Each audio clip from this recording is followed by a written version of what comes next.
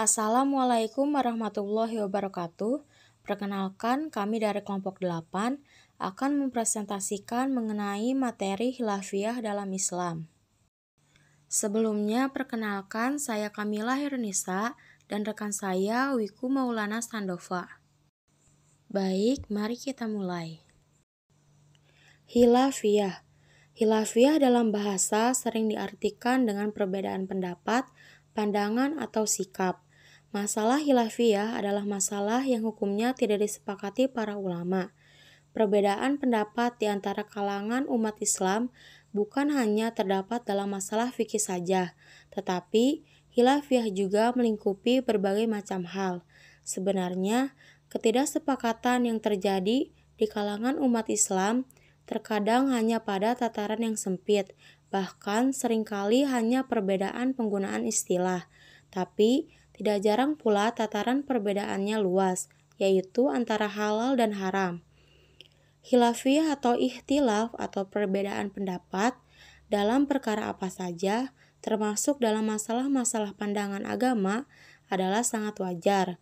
Sesuatu yang mustahil dan akan menjadi suatu keajaiban apabila seluruh umat Islam di dunia ini dapat dipersatukan dalam satu pendapat, pandangan, mahjab, dan sikap dalam masalah ushul, furu, dan siasa atau politik. Hanya sebuah mimpi jika semua umat Islam di seluruh penjuru dunia dapat bersatu padu dalam satu istimbat hukum Islam. Khilafiyah pada masa Rasulullah. Pada masa Rasulullah, para sahabat mendengarkan ajaran agama dari Rasulullah, baik berupa ayat-ayat Al-Quran maupun hadis Rasulullah, secara lisan dari Rasulullah sendiri. Pada saat Rasulullah mengajarkan sesuatu, para sahabat meniru begitu saja tanpa mengetahui apakah yang dikerjakan oleh Rasulullah tersebut hukumnya wajib atau sunnah.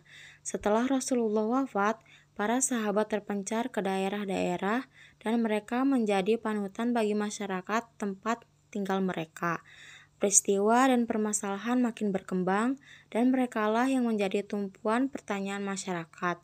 Mereka memberi jawaban sesuai dengan dalil Al-Quran dan hadis Rasulullah yang mereka hafal, dan sesuai dengan kemampuan istinbat atau kemampuan dalam mengambil keputusan hukum mereka dari dalil-dalil tersebut.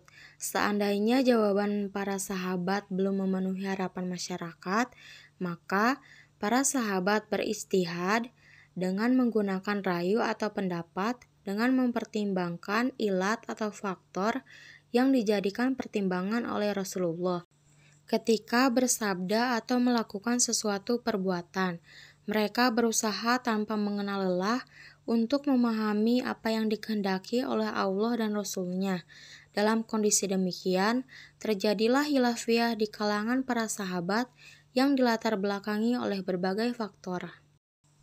Faktor penyebab khilafiyah: yang pertama, teks agama yang tidak qot'i; yang kedua, teks agama yang kontradiksi; yang ketiga, perbedaan dalam memahami hakikat sumber agama; dan yang keempat, perselisihan mengenai sahih atau tidaknya hadis. Selanjutnya yaitu solusi terhadap masalah khilafiyah. Yang pertama, al-tarjih.